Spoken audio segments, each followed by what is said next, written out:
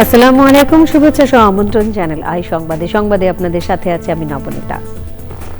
বিস্তারিত সংবাদে শুরুতেই জানিয়ে দিচ্ছি ফ্রেশ আটা, ময়দা, সুজি সংবাদ শিরোনাম। বেগম খালেদা জিয়ার শারীরিক অবস্থা সংকটাপন্ন জানালেন মির্জা ফখরুল। সাবেক প্রধানমন্ত্রীর জন্য দেশবাসীর কাছে দোয়া চাইলেন প্রধান উপদেষ্টা। হামলা করে জামায়াতের অগ্রযাত্রা থামানো যাবে না বললেন শফিকুর রহমান। ক্ষমতায় গেলে সব দল নিয়ে দেশ গঠনের ঘোষণা। এবং তৃতীয় বিশ্বের দেশ থেকে অভিবাসন স্থায়ীভাবে স্থগিতে মার্কিন প্রেসিডেন্টের পরিকল্পনা। 19 দেশের নাগরিকদের গ্রিন কার্ড পুনঃনিরীক্ষণের নির্দেশ।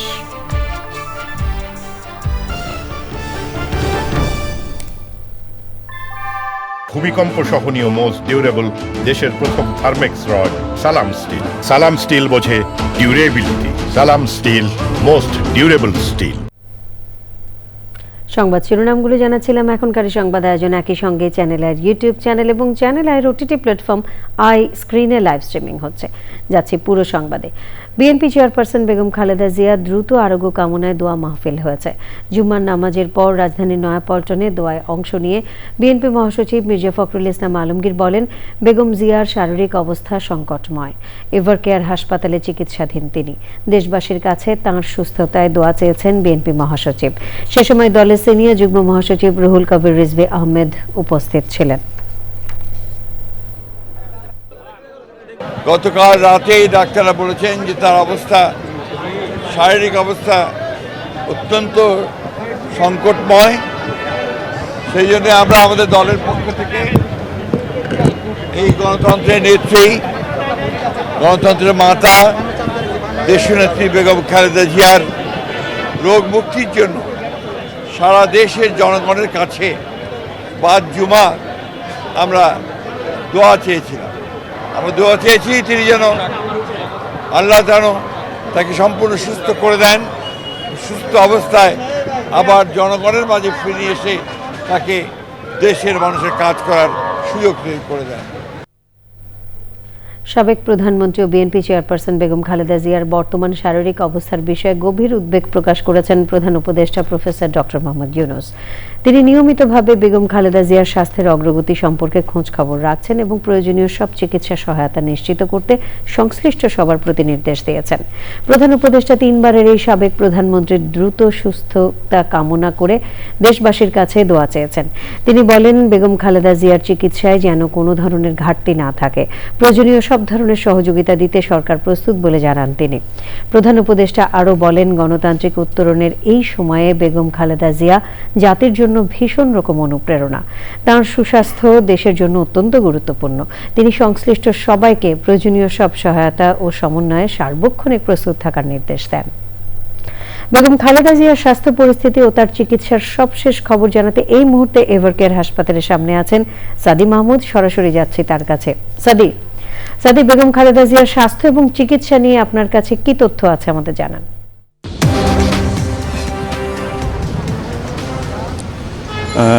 নবনীতা, ধন্যবাদ আপনাকে। আসলে আপনি যেমনটি বলছিলেন যে বিএনপির চেয়ারপারসন এবং সাবেক প্রধানমন্ত্রী বেগম খালেদা জিয়া এই এভারকেয়ার হাসপাতালে চিকিৎসাধীন অবস্থায় আছেন এবং আমি আসলে যতদূর জানতে পেরেছি হাসপাতাল কর্তৃপক্ষের মাধ্যমে, হাসপাতাল কর্তৃপক্ষ আসলে যেটি জানিয়েছে যে দেশি বিদেশি চিকিৎসকদের পর্যবেক্ষণে এখন কিন্তু সিসিইউতে চিকিৎসাধীন আছেন বেগম খালেদা জিয়া। এই বিষয়টি আসলে আমরা নিশ্চিত হতে পেরেছি এবং আপনি জানেন যে গত বেশ কয়েকদিন যাবতই বিভিন্ন শারীরিক জটিলতায় ভুগছিলেন বেগম খালেদা জিয়া।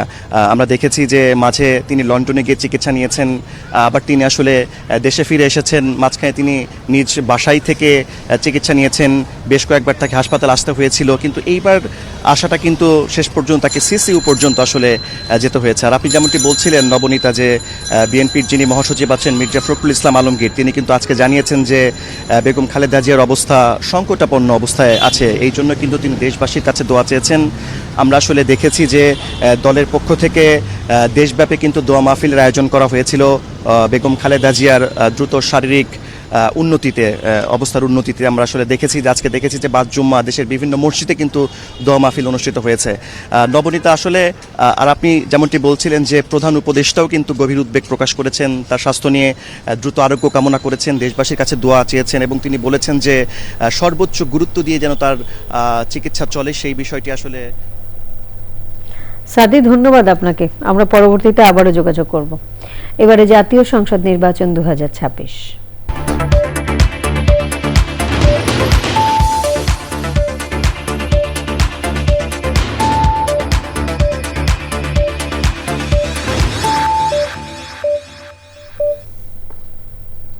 গণতান্ত্রিক যাত্রায় মব ভায়োলেন্স সহায়ক নয় বলে মন্তব্য করেছেন বিএনপির মহাসচিব মির্জা ফখরুল ইসলাম আলমগীর। বলেছেন, সাংবাদিকদের রাজনৈতিক লেজুর বৃত্তি করা উচিত নয়।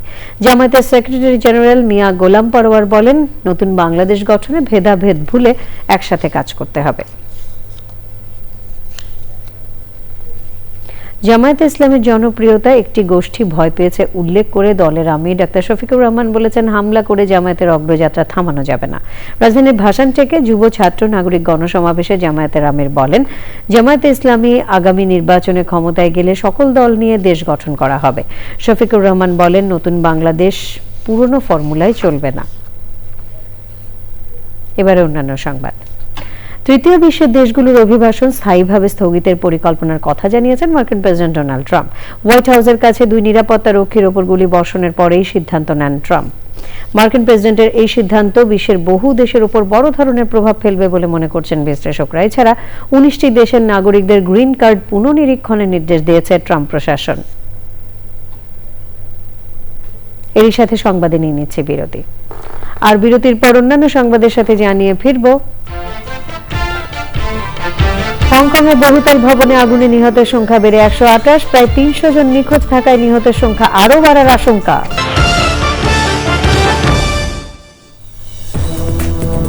বিরতির পর আবারও আমন্ত্রণ। নগর পরিচালন ও স্থানীয় অর্থনৈতিক উন্নয়ন শীর্ষক জাতীয় সম্মেলন হয়েছে। স্থানীয় সরকার বিভাগ, জায়কা এবং সুইজারল্যান্ড দূতাবাসের সহযোগিতায় রাজধানীর বঙ্গবন্ধু আন্তর্জাতিক সম্মেলন কেন্দ্রে এই সম্মেলন হয়।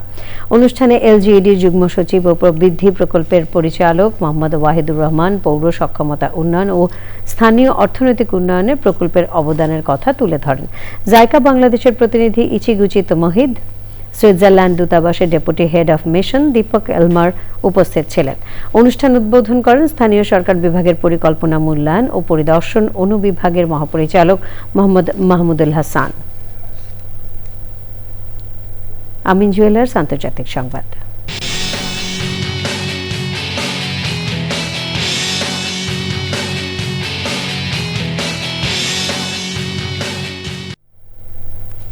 হংকংয়ে আবাসিক কমপ্লেক্সে ভয়াবহ অগ্নিকাণ্ডে নিহতের সংখ্যা বেড়ে দাঁড়িয়েছে 128 জনে। দগ্ধ হয়েছেন ফায়ার সার্ভিসের 11 সদস্য সহ 79 জনেরও বেশি।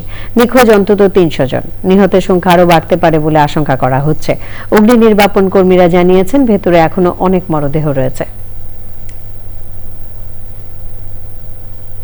সংবাদের সময় হলো আবারও বিরতির। আর বিরতির পর খেলার খবরে থাকছে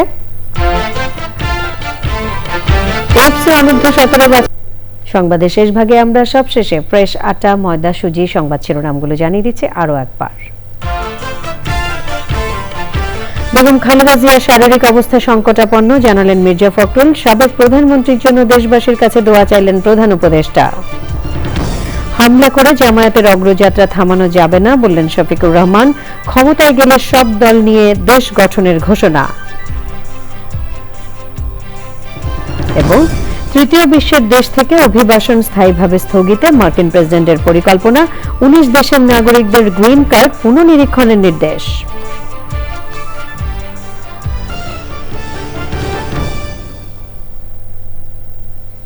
প্রিয় দর্শক, চ্যানেলের সবশেষ সংবাদ জানতে ভিজিট করুন channelonline.com-এ। যুক্ত থাকুন আমাদের সোশ্যাল মিডিয়া প্ল্যাটফর্মগুলোর সাথে। পরবর্তী সকল সংবাদ দেখার আমন্ত্রণ রইল। ধন্যবাদ সবাইকে।